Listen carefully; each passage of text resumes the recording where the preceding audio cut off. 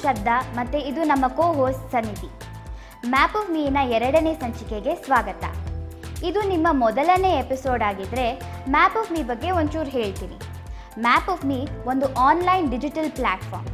ಇದು ಯುವಕರಿಗೆ ಅವ್ರ ಕರಿಯರನ್ನು ಶುರು ಮಾಡೋದು ಹೇಗೆ ಅಂತ ಹೇಳ್ಕೊಡುತ್ತೆ.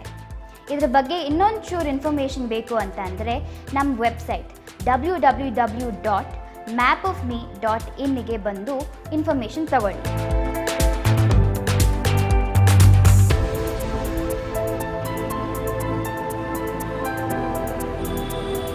ಮೊದಲ ಸಂಚಿಕೆಯಲ್ಲಿ ಬೆಂಗಳೂರಿನಲ್ಲಿ ಮಹಿಳೆಯರು ಕೆಲಸ ಮಾಡುವಾಗ ಏನು ಬೇಕು ಅನ್ನೋದರ ಬಗ್ಗೆ ಮಾತಾಡಿದ್ವಿ, ವಿಶೇಷವಾಗಿ ಆಂಟ್ರಪ್ರಿನರ್ಸ್ ಬಗ್ಗೆ.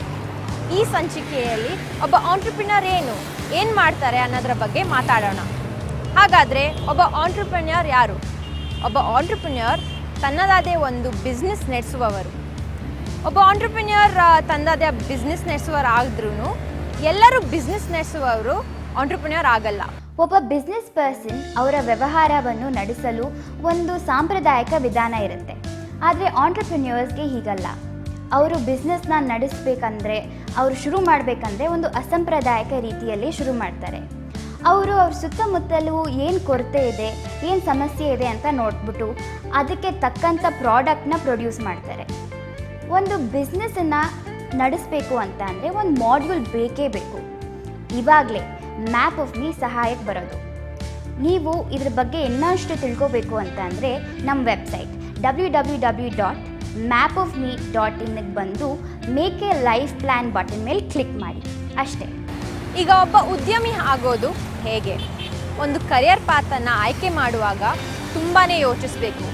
ಇದು ಒಂದು ದೊಡ್ಡ ನಿರ್ಧಾರ ಆಗಿರೋದ್ರಿಂದ ನಿಮಗೆ ಹೆದರಿಕೆ ಉಂಟಾಗ್ಬೋದು. ಆದರೆ ಉದ್ಯಮಿ ಆಗೋದು ಒಂದು ಉತ್ತಮ ಆಯ್ಕೆ. ಯಾಕಂದರೆ ನೀವು ಪ್ಯಾಷನ್ ಕೂಡ ಪೂರೈಸ್ಬೋದು ಮತ್ತು ಸಮಾಜಕ್ಕೆ ಸಹಕಾರಿಯಾಗೂ ಆಗ್ಬೋದು. ಆದ್ದರಿಂದ ಇಲ್ಲಿ ನಿಮಗೆ ಒಂದಷ್ಟು ಆಂಟ್ರಪ್ರಿನರ್ಸಿನ ಕತೆ ಮತ್ತು ಪಯಣಗಳನ್ನು ತೋರಿಸ್ತೀವಿ. ಇವರು ತಮ್ಮ ಕನಸನ್ನು ನನಸಾಗಿ ಮಾಡುವ ರೀತಿಯನ್ನು ನೋಡಿ ನೀವು ಸ್ಫೂರ್ತಿ ಪಡಿಬೋದು. ಒಬ್ಬ ಆಂಟ್ರಪ್ರಿನ್ಯೂರ್ ಆಗೋಕ್ಕೆ ಡಿಸೈಡ್ ಮಾಡಾದಮೇಲೆ ನಿಮ್ಮ ಬಲ ಮತ್ತು ದೌರ್ಬಲ್ಯಗಳ ಲಿಸ್ಟ್ ಮಾಡಿ. ನಿಮಗೆ ಏನೇನು ಆಸಕ್ತಿ ನೀಡುತ್ತೆ ಅದರೊಂದು ಲಿಸ್ಟ್ ಮಾಡಿ. ಇದಕ್ಕೆ ಸಂಬಂಧಪಟ್ಟಂತೆ ಹೇಗೆ ಲಾಭ ಮಾಡ್ಬೋದು ಅಂತ ಯೋಚನೆ ಮಾಡಿ.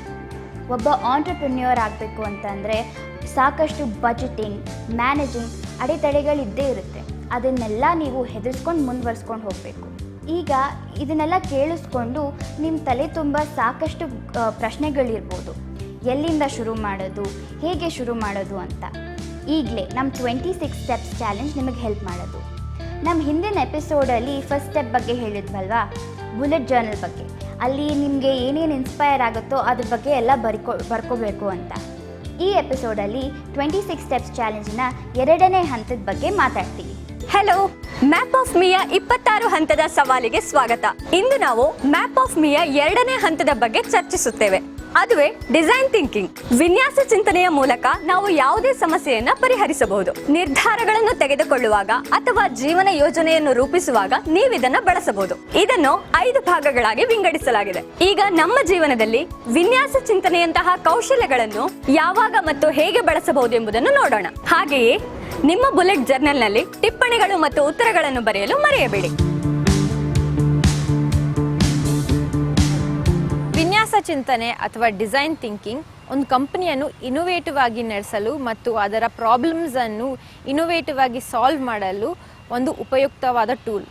ಇದರ 5 ವಿಂಗಡಣೆಗಳನ್ನು ಒಬ್ಬ ಆಂಟ್ರಪ್ರಿನರ್ ತನ್ನ ಪ್ರಾಡಕ್ಟನ್ನು ಡಿಸೈನ್ ಮಾಡೋಕ್ಕೆ ಉಪಯೋಗಿಸ್ಬೋದು.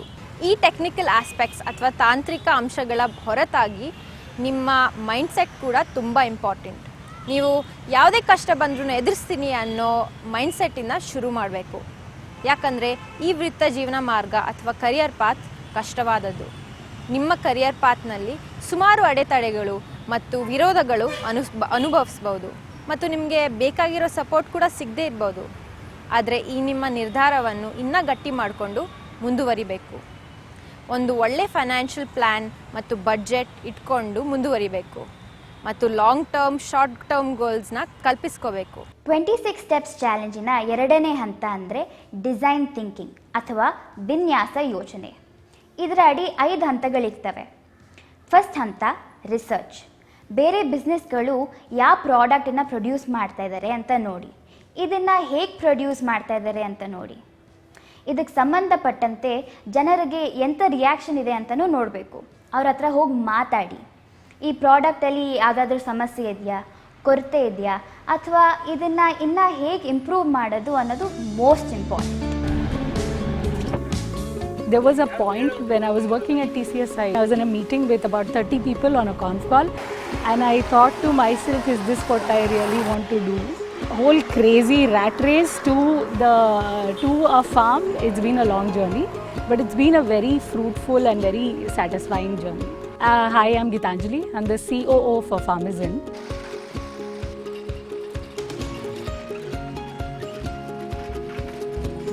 We buy our shoes from big malls, whereas we buy our vegetables on the footpath. So that's the irony of how food is being treated now. Roughly about 90% of the food we eat is all laced with chemicals, with chemical pesticides, fertilizers, all of that. Once you download the app, you can look at all the farms in your area and then choose what vegetables you want to grow, etc. The farmer also has an app.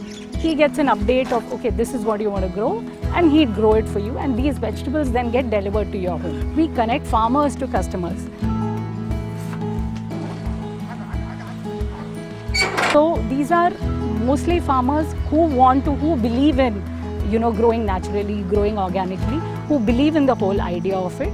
One season they might have a bumper crop, they might get a lot of money, and then the next season the prices fall and they get nothing for all their produce. So what we've tried to solve is the predictability that every month the farmer is assured that he would get a certain sum of money. He's getting that fixed amount of money. So there is no incentive for the farmer to put in chemicals really.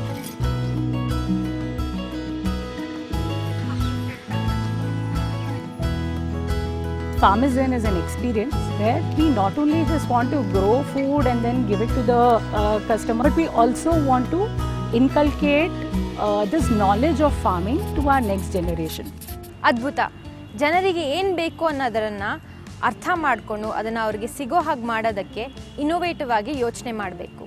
ಅದು ಪ್ರಾಡಕ್ಟನ್ನು ಮಾಡುವಾಗ community building approach ಇಟ್ಕೊಂಡು ಮಾಡೋದಕ್ಕೆ ನಿಜವಾಗ್ಲೂ fresh perspective ಬೇಕಾಗುತ್ತೆ. ಈಗ ನಮ್ಮ ಎರಡನೇ ಹಂತ, ಡಿಫೈನ್. ಮೊದಲನೇ ಹಂತದಲ್ಲಿ ಕಲೆಕ್ಟ್ ಮಾಡಿರೋ ಮಾಹಿತಿ ಅಥವಾ ಇನ್ಫಾರ್ಮೇಷನ್ನ ಆ್ಯನಲೈಸ್ ಅಥವಾ ವಿಶ್ಲೇಷಿಸಬೇಕು. ಈ ಇನ್ಫಾರ್ಮೇಷನ್ನ ಆ್ಯನಲೈಸ್ ಮಾಡಿದ್ಮೇಲೆ ನಿಮಗೆ ಯಾವ ಥರ ಪ್ರಾಡಕ್ಟ್ ಅಥವಾ ಸರ್ವಿಸ್ನ ತಯಾರಿಸಬೇಕು ಅಂತ ಅರ್ಥ ಆಗುತ್ತೆ. ಈಗ ಉದಾಹರಣೆಗೆ ಈ ಮಹಿಳೆಯನ್ನು ನೋಡಿ. ಜನರ ಅಗತ್ಯವನ್ನು ಅರ್ಥ ಮಾಡಿಕೊಂಡು ಅವರು ತಮ್ಮ ಬಿಸ್ನೆಸ್ಸನ್ನು ಶುರು ಮಾಡಿದ್ದಾರೆ. ಆರಂಭದಲ್ಲಿ ಸಪೋರ್ಟ್ ಸಿಗದೇ ಇದ್ರೂ ಮುಂದುವರೆದ್ಬಿಟ್ಟು ಅವರು ಸಕ್ಸಸ್ಫುಲ್ ಆಗಿದ್ದಾರೆ. ಇಲ್ಲೆಲ್ಲ ಏನಿತ್ತಂದರೆ ಚೈನೀಸ್, ಪಾನಿಪುರಿ ಇಂಥವೆಲ್ಲ ಅನ್ಹೆಲ್ದಿ ಫುಡ್ ಇರೋದ್ರಿಂದ ನಾನು ಯೋಚನೆ ಮಾಡಿದೆ, ಇಲ್ಲಿ ಇಲ್ಲದೆ ಇರೋವಂಥ ಫುಡ್ನ ಕ್ರಿಯೇಟಿವಿಟಿ ಇರಬೇಕು ಅಂತ ಹೆಲ್ತಿ ಕಾನ್ಸೆಪ್ಟ್ ಇಟ್ಕೊಂಡು ನಾನು ಹೆಲ್ತ್ ಫುಡ್ ಕೊಡಬೇಕು ಸ್ಟ್ರೀಟ್ಸಲ್ಲಿ ಅಂತ ನಾನು ಯೋಚನೆ ಮಾಡಿದ್ದು ಆ ಟೈಮಲ್ಲಿ. ನನ್ನ ಹೆಸರು ಶಿಲ್ಪ, ನನ್ನ ಮೂಲತಃ ಹಾಸನ. ಇದು ನನ್ನ ತಂದೆ, ಅದು ನನ್ನ ತಮ್ಮ. ಸೊ ನಮ್ಮದು ಎಲ್ಲ ಫ್ಯಾಮಿಲಿ ಟೀಮ್ ವರ್ಕ್ ಆ್ಯಕ್ಚುಲಿ. ಇದು ಹಳ್ಳಿ ಮನೆ ರೋಟೀಸಲ್ಲಿ ನಮ್ಮದು ಮೇಯ್ನ್ ರೋಟಿ ಬಂದು ಅಕ್ಕಿ ರೊಟ್ಟಿ, ರಾಗಿ ರೊಟ್ಟಿ, ಜೋಳ ರೊಟ್ಟಿ, 3 ಟೈಪ್ ರೊಟ್ಟಿ ಇರುತ್ತೆ. ಸ್ಟಾರ್ಟ್ ಮಾಡುವಾಗ ತುಂಬ ಅಪೋಸ್ ಬಂತು, ಅಂದರೆ ಇದನ್ನೆಲ್ಲ ಯಾರು ತಿಂತಾರೆ ಅಲ್ಲಿ, ಹಾಗೆ ಹೀಗೆ, ಇದು ಗಟ್ಟದ ಫುಡ್ಡು. ಧೈರ್ಯವಾಗಿ ನಾನು ಮಾಡ್ಲಿಕ್ಕೆ ಸ್ಟಾರ್ಟ್ ಮಾಡ್ಕೊಳ್ತಾ ಹೋದೆ. ಅಲ್ಲಿಂದ ತುಂಬ ಹಾರ್ಡ್ ವರ್ಕ್, ನಾನು ಎಲ್ಲೂ ತಿರುಗಿ ನೋಡಲಿಲ್ಲ. ಮತ್ತು ಅಲ್ಲಿಂದ ಮತ್ತೆ ಅದ್ರ ನಂತರ ಏನಾಯ್ತು ಅಂತ ಹೇಳಿದ್ರೆ, ಕೆಲವರೆಲ್ಲ ಒಬ್ಬರು ಬಾಯಿಂದ ಹೋಗಿ ಅಲ್ಲಿ ಹೋಗಿ ಅಲ್ಲೇನೋ ವಿಶೇಷ ಇದೆ, ಅದು ಚೆನ್ನಾಗಿದೆ ಟೇಸ್ಟು. ಇವತ್ತು ನಾನು ಯಾವುದು ಹೋಟೆಲ್ ಸ್ಟೈಲಲ್ಲಿ ಯಾವುದೂ ಮಾಡಲ್ಲ, ನಾವೆಲ್ಲ ಹೋಮ್ ಫುಡ್ ಮತ್ತು without colour, without tasting powder, ಆ ಥರನೇ ಫುಡ್ ರೆಡಿ ಮಾಡೋದು. ಸೊ ಹಾಗೆ ನಾನು ಮಾಡ್ಕೊಳ್ತಾ ಬಂದೆ. ತುಂಬ ಲೋ ಬಜೆಟಲ್ಲಿ ನಾನು ಇದನ್ನು ಸ್ಟಾರ್ಟ್ ಮಾಡಬೇಕು ಅಂತಂದರೆ ಮೇಯ್ನ್ ಬೇಕಾಗಿರೋ ಬೇಸಿಕ್ ನೀಡ್ಸ್ ಏನು ಬೇಕು, ಸ್ಟವ್, ಪಾತ್ರೆಗಳು, ಆ ಥರದ್ದು ಅಷ್ಟು ಮಾತ್ರ ತೆಕ್ಕೊಂಡ್ರೆ ಇಲ್ಲ. ಇವಾಗೆಲ್ಲ 3 ವೀಲರ್ಸ್ ಆಟೋ ಟೈಪ್ ಎಲ್ಲ ಚಿಕ್ಕದೆಲ್ಲ ಸಿಗ್ತದೆ. ಅದು ತುಂಬ ಲೋ ಬಜೆಟ್ಲಿಗೆ 35,000ಗೆಲ್ಲ ಸೆಕೆಂಡ್ ಇಲ್ಲ 35,000 ಸಿಗ್ತದೆ.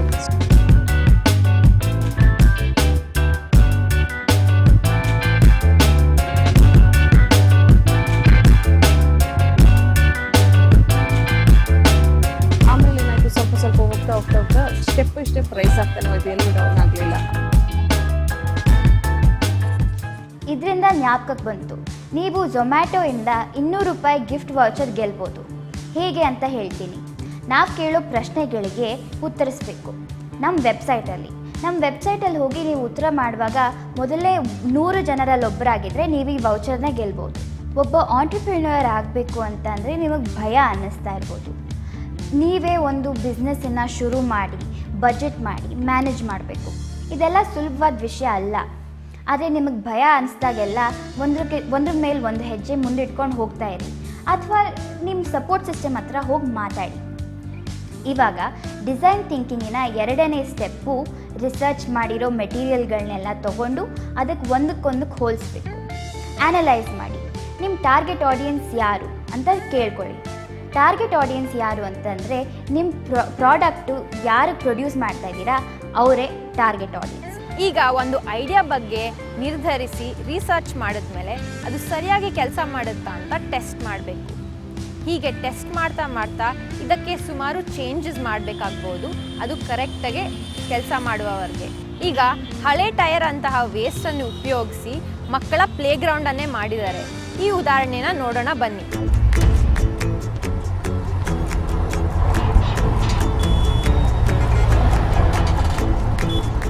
After we built our first playground, over the next 1.5 years, we received more than 300 requests from across the country that can you come and build such a playground for us. That is when me and my co-founder Nancy, we quit our job and took this venture full time. Since then, we've built 100 playgrounds over the past 2 years.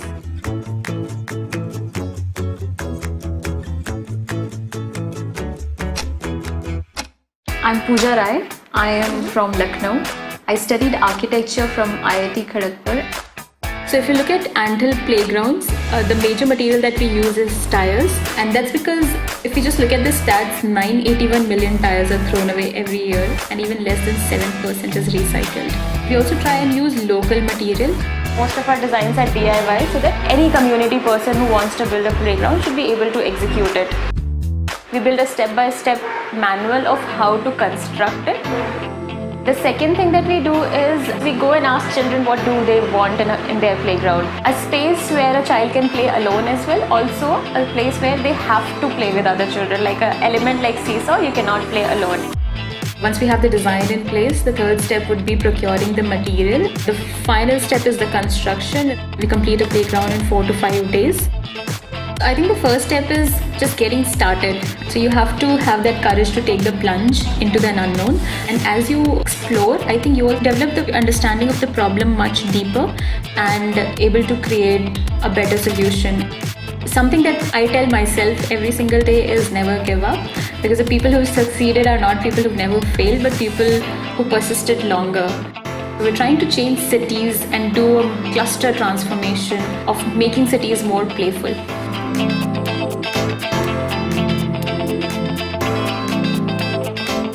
Like if one person does everything right, we won't be able to change the world. But if all of us lives in a more sustainable way and does few things right, I think we will be able to save the environment. So we are doing our small bit.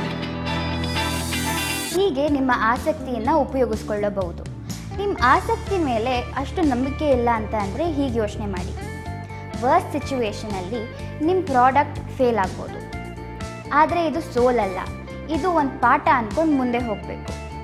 Design ಥಿಂಕಿಂಗಿನ ಮುಂದಿನ step ಏನು ಅಂತ ಅಂದರೆ ನೀವು ಮಾಡಿರೋ ಪ್ರಾಡಕ್ಟ್ನ ಪ್ರೋಟೋಟೈಪ್ನ ಒಂದಷ್ಟು ಜನರಿಗೆ ಕೊಡಬೇಕು. ಇದು ಟೆಸ್ಟರ್ ಬ್ಯಾಚ್ ಅಂತ ಆಗುತ್ತೆ. ಈಗ ಟೆಸ್ಟರ್ ಬ್ಯಾಚಿಗೆ ನಿಮ್ಮ ಪ್ರಾಡಕ್ಟ್ನ ಕೊಟ್ಟಾದಮೇಲೆ ಅವ್ರಿಗೆ ಒಂದಷ್ಟು ಪ್ರಶ್ನೆಗಳನ್ನ ಕೇಳಬೇಕು. ಪ್ರಾಡಕ್ಟ್ ಚೆನ್ನಾಗಿದೆಯಾ, ಇದನ್ನು ಇನ್ನು ಹೆಂಗೆ ಇಂಪ್ರೂವ್ ಮಾಡ್ಬೋದು, ಇದರಲ್ಲಿ ಕೊರತೆಗಳು ಏನಿದೆಯಾ ಅಂತ ಎಲ್ಲ ಕೇಳ್ಕೋಬೇಕು. ಒಬ್ಬ ಆಂಟ್ರಪ್ರಿನ್ಯೂರ್ ಆಗಿ ನಿಮ್ಮ ಸ್ನೇಹಿತ ಯಾರಾಗ್ತಾರೆ ಅಂತ ಅಂದರೆ ನಿಮ್ಮ ಆಬ್ಸರ್ವೇಷನಲ್ ಸ್ಕಿಲ್ಸ್. ಸುತ್ತಮುತ್ತ ಏನು ಕೊರತೆಗಳಿದೆ ಅಂತ ನೋಡಬೇಕು. ಒಬ್ಬ ಆಂಟ್ರಪ್ರಿನ್ಯೂರ್ಗೆ ಅವ್ರ ಸ್ನೇಹಿತ ಯಾರಾಗ್ತಾರೆ ಅಂತಂದರೆ ಅವ್ರ ಆಬ್ಸರ್ವೇಷನಲ್ ಸ್ಕಿಲ್ಸ್. ಸುತ್ತಮುತ್ತ ಏನು ಕೊರತೆ ಇದೆ ಅಂತ ನೋಡಿಕೊಂಡು ಅವ್ರ ಬಿಸ್ನೆಸ್ನ ಅದ್ರ ಮೇಲೆ ಬೇಸ್ ಮಾಡ್ತಾರೆ. ಸುಜಿತ್ ಅವರು ಹೀಗೆ ಅವ್ರ ಬಿಸ್ನೆಸ್ ಶುರು ಮಾಡಿದ್ದು.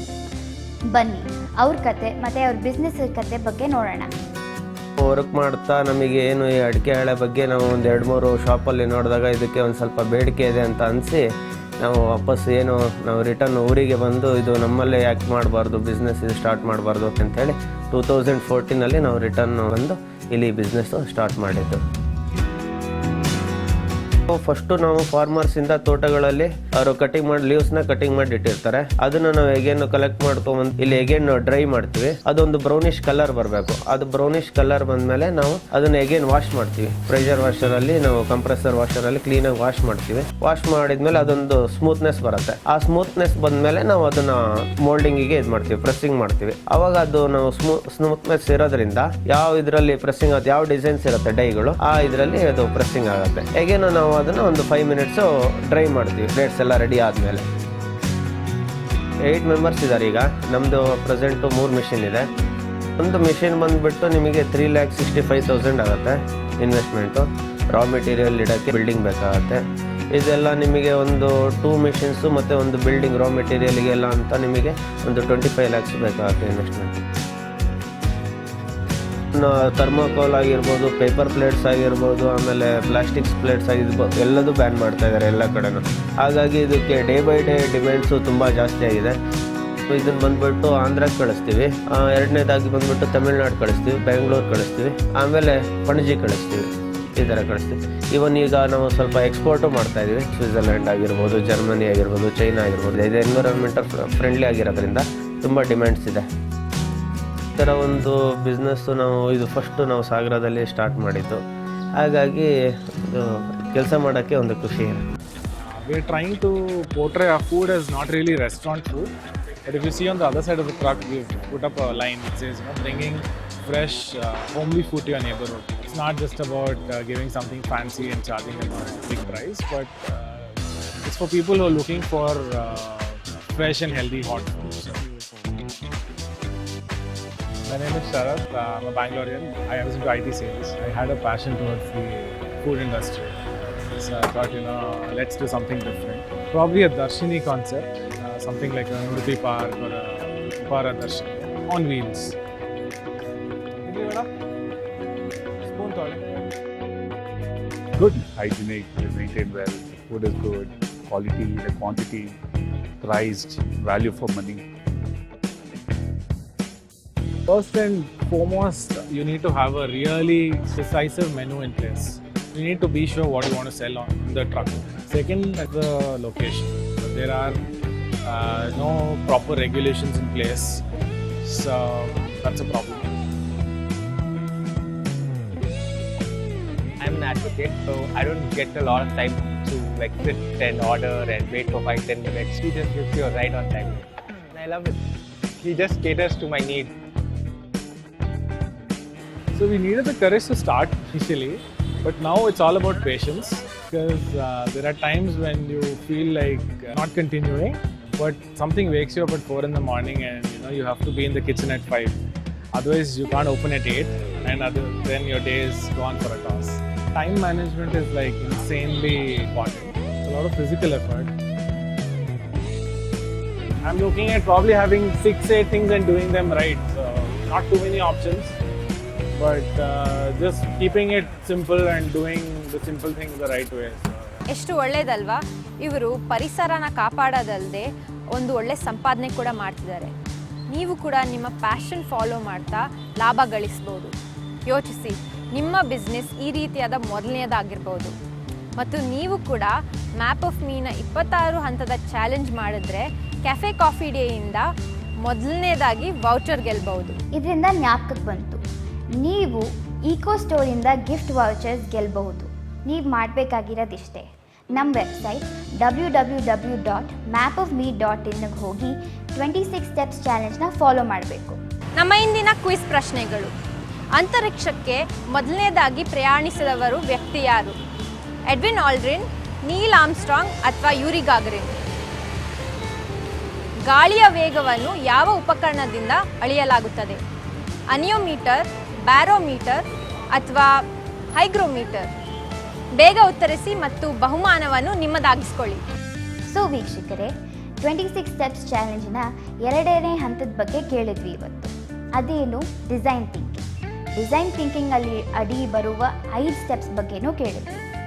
ಈ ಇನ್ಫಾರ್ಮೇಷನ್ ಎಲ್ಲ ನಿಮಗೆ ಹೆಲ್ಪ್ ಆಗುತ್ತೆ ಅಂತ ಯೋಚನೆ ಮಾಡಿದ್ವಿ. ನಾಳೆ ನಿಮ್ಮನ್ನು ನೀವು ಒಬ್ಬ ಆಂಟ್ರಪ್ರಿನ್ಯೂರ್ ಆಗಿ ಕರ್ಕೋಬೋದು ಅಂತ ಆಶಿಸ್ತೀವಿ. ನಿಮಗೆ ಏನಾದರೂ ಭಯ ಆದರೆ ಇದನ್ನು ಜ್ಞಾಪಕಕ್ಕಿಟ್ಕೊಳ್ಳಿ. ಥಾಮಸ್ ಎಡಿಸನ್ ಅವ್ರು ಹೇಳಿದರು, I did not fail, I just found 10,000 different ways not to make a light bulb. ಇದರ ಅರ್ಥ, ನಾನು ಸೋತಿಲ್ಲ, ನಾನು ಲೈಟ್ ಬಲ್ಬ್ನ ಹೇಗೆ ಮಾಡಬಾರ್ದು ಅಂತ 10,000 ವಿಧಾನಗಳನ್ನು ಕಂಡುಹಿಡಿದಿದ್ದೀನಿ ಅಂತ. ಒಬ್ಬ ಆಂಟ್ರಪ್ರಿನ್ಯೂರ್ ಆಗಿ ನಿಮ್ಮ ಹಣಕಾಸನ್ನು ಎಲ್ಲಿ ಮತ್ತು ಹೇಗೆ ಇನ್ವೆಸ್ಟ್ ಮಾಡಬೇಕು ಅಂತಂದರೆ ಅದು ಒಂದು ಯೋಚನೆ ಮಾಡಿ ಆಡುವ ಪಗಡೆಯ ಆಟ. ಅದರಲ್ಲಿ ನೀವು ಬ್ಯಾಲೆನ್ಸ್ನ ಕಂಡುಕೊಳ್ಬೇಕು. ಆಮೇಲೆ ಧೈರ್ಯವಾಗಿ ನೀವು ಮುಂದೆ ಹೋಗಿ ಆಂಟ್ರಪ್ರಿನ್ಯೂರ್ ಆಗಬೇಕು. ಇಲ್ಲಿನ ಎಪಿಸೋಡ್ಗೆ ಇಷ್ಟೇ ವೀಕ್ಷಕರೇ. ನಾವು ಕೊಟ್ಟಿರುವ ಮಾಹಿತಿ ನಿಮಗೆ ಉಪಯೋಗಕ್ಕೆ ಬರುತ್ತೆ ಅಂತ ಭಾವಿಸ್ತೀವಿ. ಧನ್ಯವಾದಗಳು ಈ ಸಂಚಿಕೆ ನೋಡಿದ್ದಕ್ಕೆ. ಮುಂದಿನ ಸಂಚಿಕೆಯಲ್ಲಿ ಸಿಗೋಣ. ನಮಸ್ಕಾರ. ಈ ಸಂಚಿಕೆಯಲ್ಲಿ ಭಾಗವಹಿಸಿದ್ದಕ್ಕೆ ಧನ್ಯವಾದಗಳು. ಮುಂದಿನ ಸಂಚಿಕೆಯಲ್ಲೂ ಭಾಗವಹಿಸುವುದನ್ನು ಮರೆಯಬೇಡಿ.